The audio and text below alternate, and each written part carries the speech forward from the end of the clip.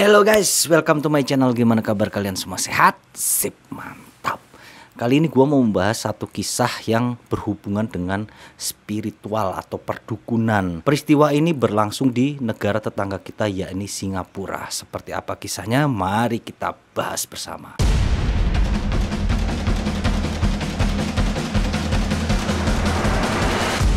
Sip, mantap. Tokoh utama dari cerita ini bernama Adrian Lim. Dia dilahirkan pada tanggal 6 Januari tahun 1942 di Singapura. Sejak kecil, Adrian Lim ini memang terkenal dengan anak yang bengal. Sifatnya itu sangat pemarah. Itu dibuktikan dengan dia beberapa kali drop out dari sekolah dari sejak kecil ya. Hingga kemudian setelah dia dewasa, dia keterima di perusahaan yang bernama Rediffusion di Singapura. Pada saat itu tahun 1967, Adrian Lim menikahi teman masa kecilnya. Jadi dari pernikahan ini Adrian Lim dikaruniai 2 orang anak.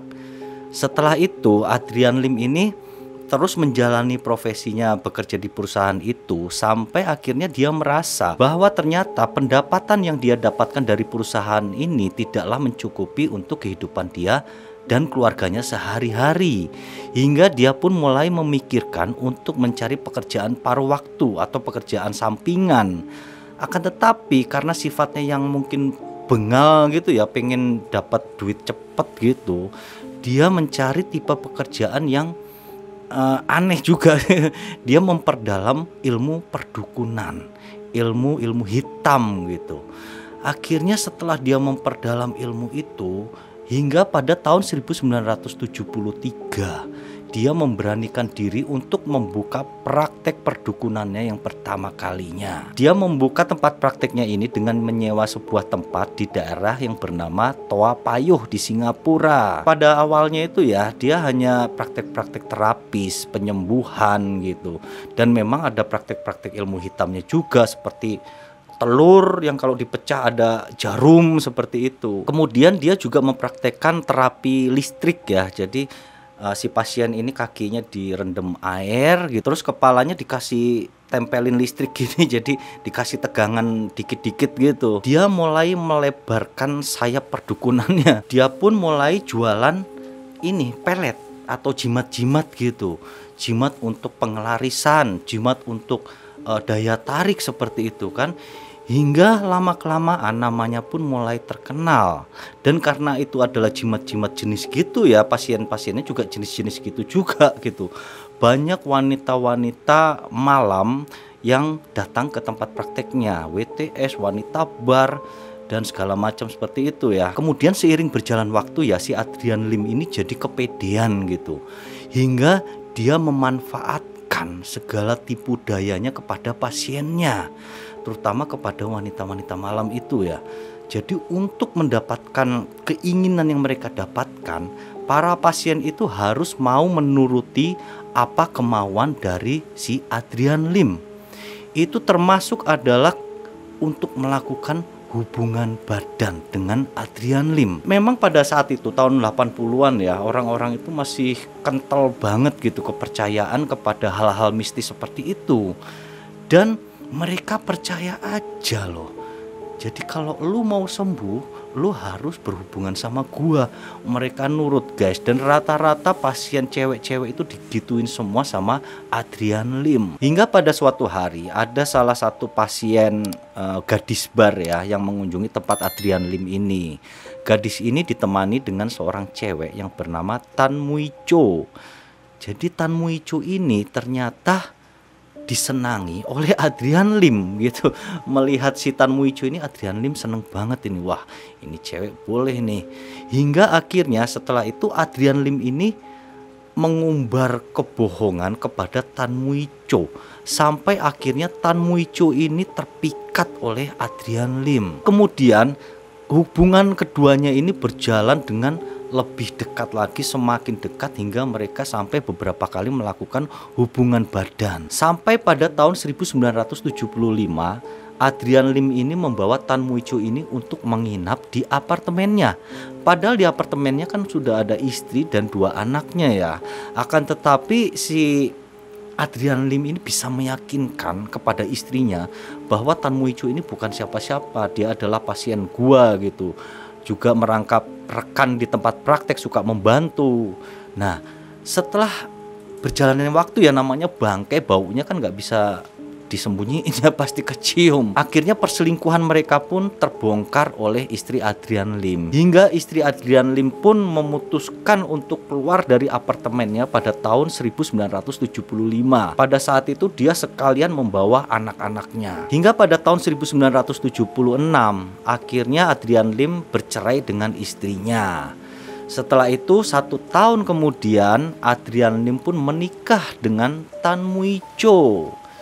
Jadi setelah menikah dengan Tan Muicho ini, Tan Muicho bukannya mendapatkan kebahagiaan, dia mendapatkan horor setiap hari dari Adrian Lim. Adrian Lim ini dia mengatakan kepada si Tan Muicho bahwa untuk gua bisa awet muda, gua harus meniduri gadis-gadis muda terus gitu. Dan konyolnya si Tan Muicho ini percaya. Seperti yang gue bilang tadi ya, si Adrian Lim ini pasti pinter banget ngomong gitu kan. Si Tan Muicho percaya banget. Bahkan Adrian Lim bilang, kalau lu pengen awet muda juga, lu harus tidur sama cowok-cowok muda juga. Dan itu dituruti oleh Tan Muicho dengan meniduri cowok-cowok muda Melayu pada waktu itu. Bahkan Tan Muicho ini sampai melakukan persetubuhan dengan adik kandungnya sendiri. Jadi Adrian Lim bisa mempengaruhi segitu kuatnya, mungkin dibarengi dengan ancaman-ancaman gitu ya. Hingga Tan Muicho ini menuruti aja. Dan adiknya juga mau aja gitu. Sedangkan adik perempuannya Tan Muicho, kan dia juga punya adik perempuan ya, itu dipengaruhi oleh Adrian Lim untuk menjual diri. Dan hasil dari jual diri itu diberikan kepada Adrian Lim. Ini gila guys. Kemudian pada akhir tahun 1979, inilah tahun pertemuannya Adrian Lim dengan seorang wanita yang bernama Ho. Jadi ceritanya pada saat itu Ho ini bersama ibu dan kakaknya itu menuju tempat praktek dari Adrian Lim. Mereka datang dengan tujuan untuk mengantarkan kakak dari Ho ini untuk berobat ya. Nah, pada saat itu Adrian Lim menggunakan jurus telur dan jarum. Jadi telur ini dipecah, plok gitu, terus ada jarumnya, lalu kena santet gitu kan. Nah, saat itu Ho ini sangat terpesona gitu dengan kesaktian dari Adrian Lim. Hingga kemudian pada kunjungan berikutnya, ibunya ini membawa Ho ke tempat Adrian Lim. Ibunya berharap bahwa Adrian Lim ini bisa menyembuhkan Ho untuk sifat temperamen atau pemarahnya dari Ho ini. Ho ini rupanya pemarah banget ya. Setelah mereka dibawa kembali, Adrian Lim mempraktekkan ilmu telur dan jarum tadi gitu. Dan mereka lagi-lagi terpesona. Dan karena terpesona ini itu ditangkap oleh Adrian Lim untuk kode bisa memanfaatkan Ho gitu kan. Seperti biasa dia melancarkan kata-kata indahnya kepada si Ho. Dia bilang bahwa, Ho, kamu ini sepertinya sudah ditakdirkan untuk menjadi istri suciku, katanya. Istri diembel-embelin suci. Jadi kan Ho, hah, gua suci, oke deh gua mau jadi istri lo. Jadi si Ho ini langsung terpengaruh dengan omongan dari Adrian Lim. Sampai 3 bulan kemudian, tepatnya pada tanggal 6 Januari tahun 1970 ya, si Ho ini mau diajak pindah ke apartemen dari Adrian Lim. Rupanya Ho ini adalah seorang wanita yang sudah bersuami. Dia mempunyai suami yang bernama Loh. Jelas si Loh ini kebingungan kemana istrinya dicari-cari. Dia dapat info bahwa istrinya ini sudah lama berada di apartemen Adrian Lim kan. Hingga dia pun langsung mencari istrinya ke tempat Adrian Lim.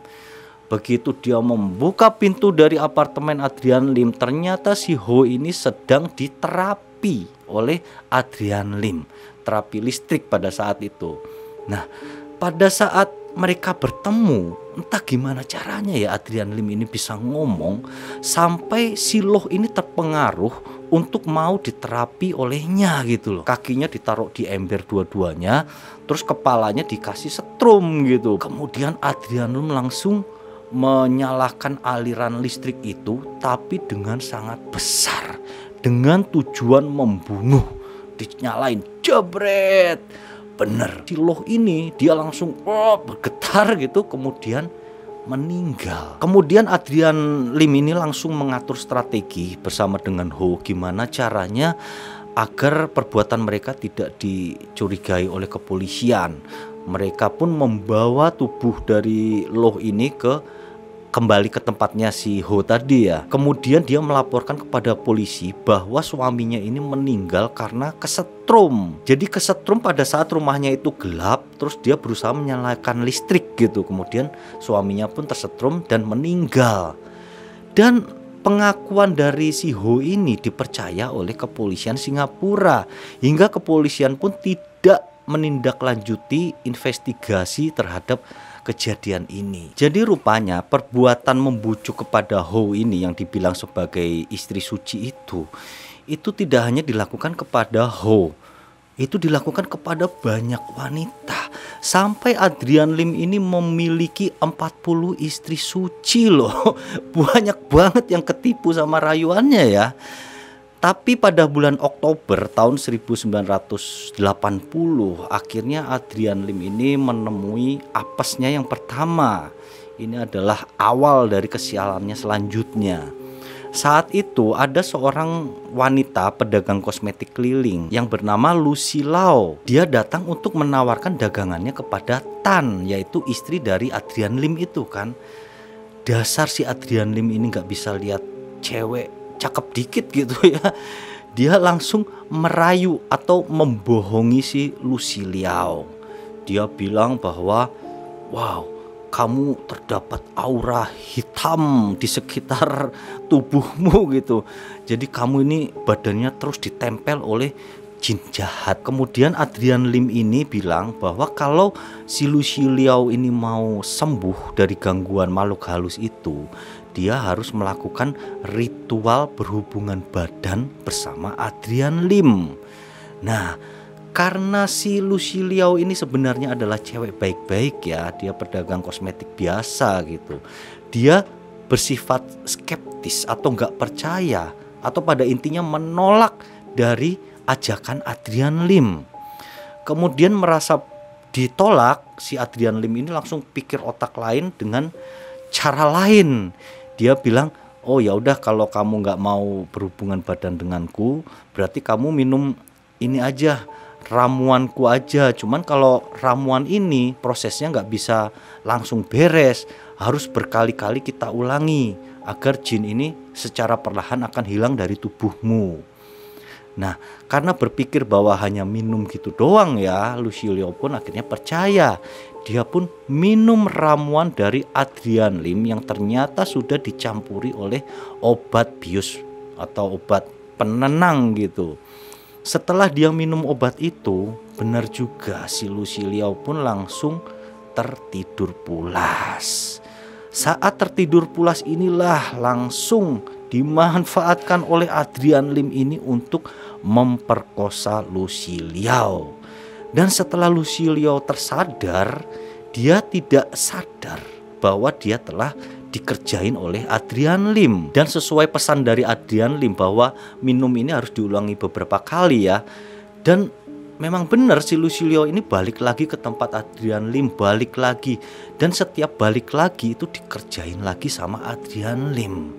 Hingga pada kejadian yang terakhir, Lucy Liao ini baru sadar bahwa ternyata dia selama ini telah ditipu oleh Adrian Lim.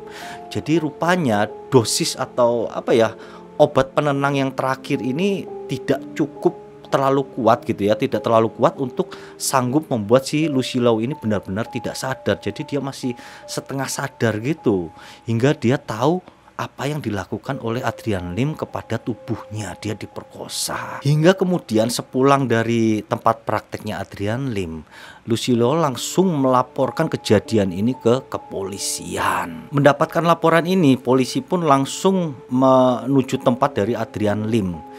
Mereka langsung membawa Adrian Lim ini ke kantor polisi untuk diinterogasi gitu. Setelah beberapa hari penahanan ya, polisi ini berencana untuk melebarkan penyelidikan sampai ke orang-orang sekitar. Pada saat itu Adrian Lim sudah mengatur satu strategi bersama istrinya, yaitu Ho. Dia menelpon istrinya untuk mengatur alibi yang bikin si Adrian Lim ini tidak bersalah. Jadi dia ngatur bahwa pada saat kejadian Ho itu berada di tempat kejadian dan Ho tidak melihat apa yang dikatakan oleh si Lucilio. Jadi si Lucilio ini berbohong gitu. Dan ini benar-benar mereka lakukan. Hingga karena pengakuan dari si Ho ini, polisi pun tidak punya bukti yang kuat sebenarnya ya. Yang pertama si Lucilio kan hanya ngomong doang gitu, laporan gitu. Sedangkan Adrian Lim pengakuannya diperkuat dengan istrinya bahwa Adrian Lim nggak macem-macem kepada Lucilio. Hingga karena itu Adrian Lim pun bisa bebas dengan membayar uang jaminan. Dan uang jaminan itu harus dibayarkan setiap 2 minggu sekali. Jadi 2 minggu sekali ini mereka harus lapor ke polisi dan mereka harus membayar uang jaminan agar polisi tidak menyelidiki lebih lanjut kasus ini. Hal ini membuat Adrian Lim stres ya, karena kan tiap 2 minggu dia harus bayar jaminan terus gitu loh. Kalau nggak dibayar, investigasi dilanjutkan, penyelidikan dilanjutkan. Hal ini nggak membuat si Adrian Lim benar-benar depresi dan stres karena ketakutan sendiri. Hingga untuk mengalihkan perhatian polisi kepada dirinya, akhirnya Adrian Lim ini mengatur strategi lain untuk mengalihkan perhatian polisi kepada kasusnya. Dia melakukan satu perbuatan yang sangat mengerikan. Pada saat itu Adrian ini berpura-pura kerasukan di hadapan istri-istrinya, yaitu Tan dan Ho ini. Dia berpura-pura kerasukan Dewi. Jadi Dewi ini melalui dirinya berpesan bahwa aku membutuhkan anak-anak untuk dikorbankan. Itu adalah gunanya untuk membalaskan dendamku kepada si Lucilio. Maksudnya Dewi ini apa ya? Gak nyambung sih sebenarnya, tapi karena istrinya udah percaya banget kepada suaminya kali ya. Jadi istrinya, oke, akan kami carikan korban anak kecil untukmu Dewiku gitu kan. Hingga akhirnya istri-istrinya pun mulai mencari korban anak kecil. Pada akhir bulan Januari tahun 1981, akhirnya Ho mendapatkan korbannya yang pertama. Seorang gadis kecil berumur 9 tahun bernama Agnes Eng. Pada saat itu Agnes Eng sedang bermain di sebuah taman dekat sebuah gereja gitu ya. Dasar anak kecil kan gampang banget dibujuk, apalagi yang ngebujuk seorang wanita. Saat itu yang membujuk adalah Ho. Ho ini membujuk si Agnes sampai Agnes ini akhirnya berhasil untuk diajak ke apartemen dari Adrian Lim. Sesampainya di apartemen, Agnes ini disuguhi oleh makanan, disuruh makan nih. Ternyata makanan itu sudah dikasih obat bius. Hingga setelah makan dari makanan, si Agnes pun langsung tertidur pulas. Pada saat setelah tertidur, apa yang dilakukan Adrian Lim pertama kali adalah sungguh biadab ya, atau di luar nalar kita gitu. Dia menusuk ya, ini di antara jari-jari ini ditusuk sama jarum. Cerot, begitu ditusukkan keluar darah, kemudian diseruput darahnya sama si Adrian Lim. Setelah diseruput darahnya, jadi si Adrian Lim ini ada kanibal-kanibalnya juga guys ya. Setelah itu dia menelanjangi tubuh dari anak kecil ini dan kemudian diperkosa. Setelah puas diperkosa, Agnes Eng ini kemudian dimasukkan ke dalam bed up atau tempat kamar mandi yang itu ya. Dimasukkan ke situ yang ada berisi air, kemudian disetrum dengan alat terapi listriknya itu.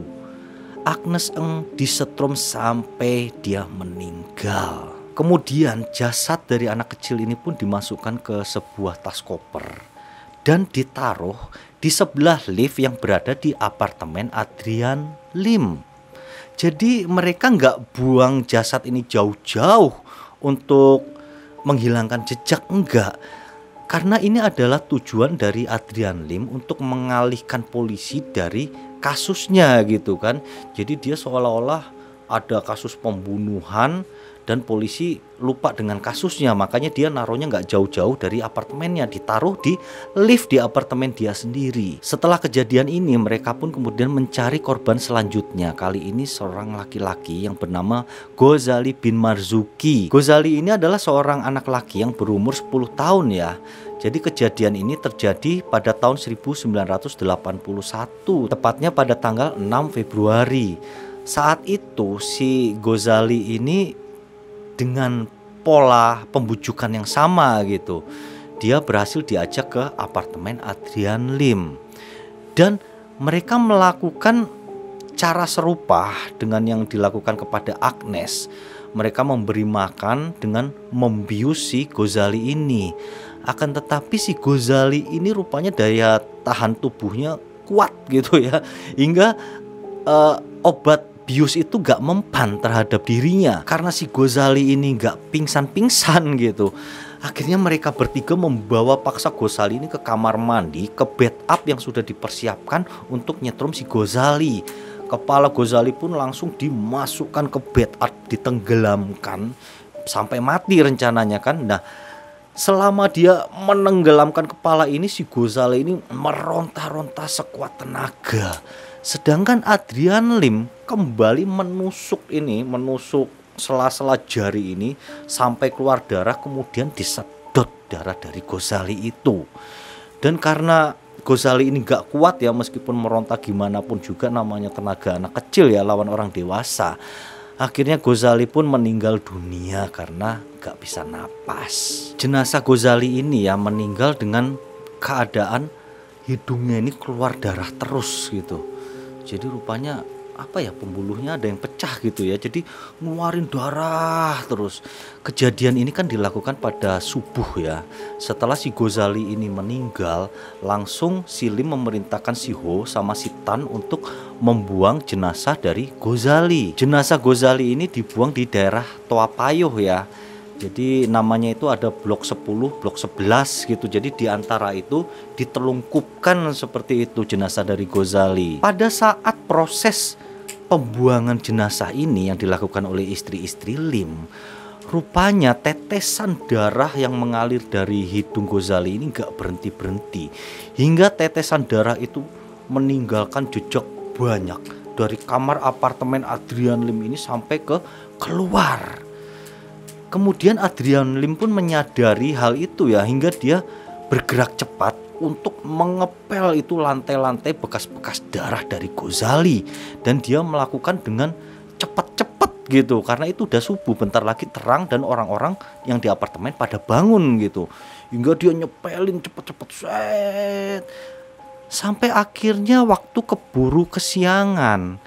Si Adrian Lim pun terpaksa masuk ke apartemennya kan. Kemudian pagi harinya ada seseorang yang menemukan jasad dari Ghazali ini tergeletak, tertelungkup gitu ya di daerah Toa Payoh itu. Orang itu pun melaporkan kepada kepolisian.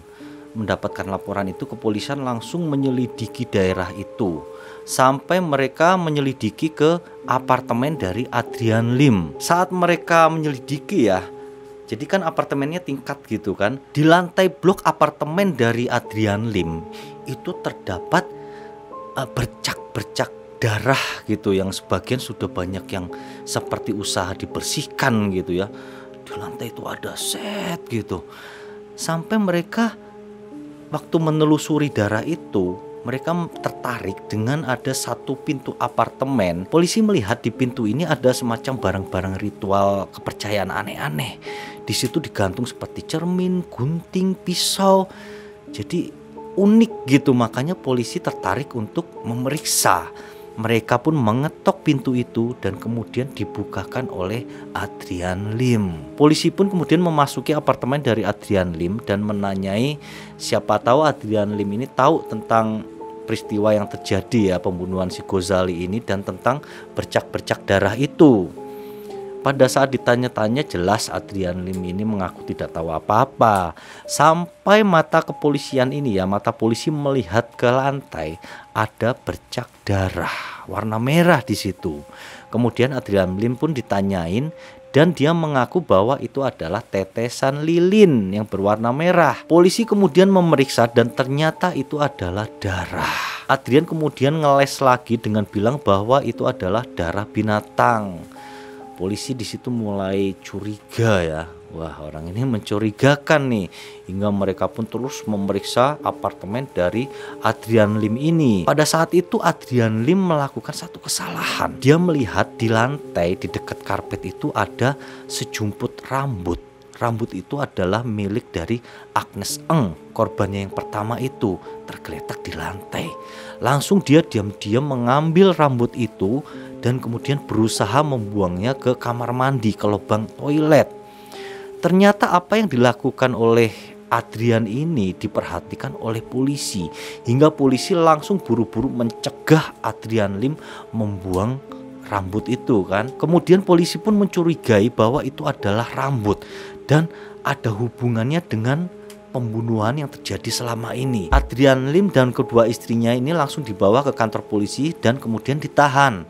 Dan rambut itu yang dicurigai sebagai barang bukti diperiksa ke laboratorium kepolisian. Kemudian muncullah hasil bahwa itu adalah rambut dari Agnes Eng, anak kecil 9 tahun yang hilang kemarin itu. Hingga berdasarkan dari bukti itu, Adrian Lim dan istrinya ini menjadi tersangka yang kuat atas meninggalnya 2 anak kecil. Kemudian pada tanggal 16 September tahun 1981 itu adalah hari pengadilan buat Adrian Lim dan kedua istrinya. Pada saat itu si Tan dan Ho ini mengaku tidak bersalah, sedangkan Adrian Lim mengaku bahwa dia bersalah dan dia sanggup untuk menerima hukuman seorang diri. Sedangkan kedua istrinya dia bilang tidak bersalah. Untuk meringankan hukuman dari Adrian Lim ini ya, pengacara pembela dari Adrian ini bilang bahwa kliennya ini mengidap sakit jiwa. Dia mengajukan untuk dilakukan pemeriksaan kepada Adrian Lim dan kepada 2 istrinya itu. Pengadilan pun menyetujui permintaan dari pengacara Adrian ini ya, mereka diperiksa dan ternyata benar ketiga orang ini mengalami skizofrenia dan mengalami sakit mental. Akan tetapi jaksa penuntut umum itu menolak hasil laporan dari pengadilan ya, dari dokter pengadilan.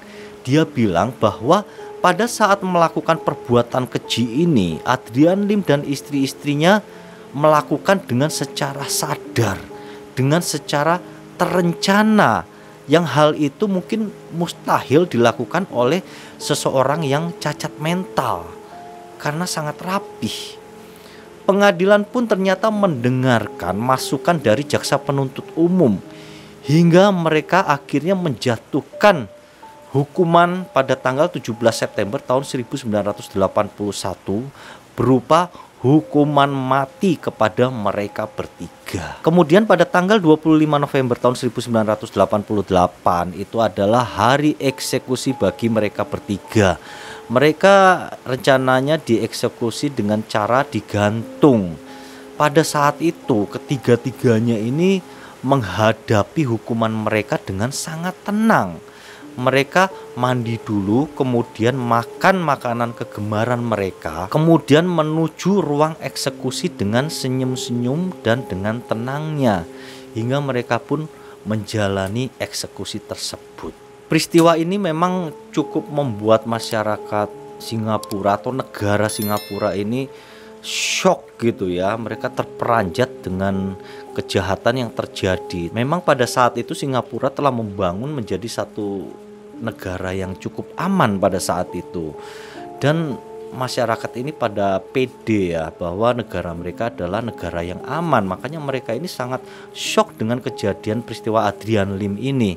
Mungkin segitu dulu untuk kisah kali ini, semoga dapat mengisi waktu kalian saja. Terima kasih atas perhatian kalian. Thank you and see you.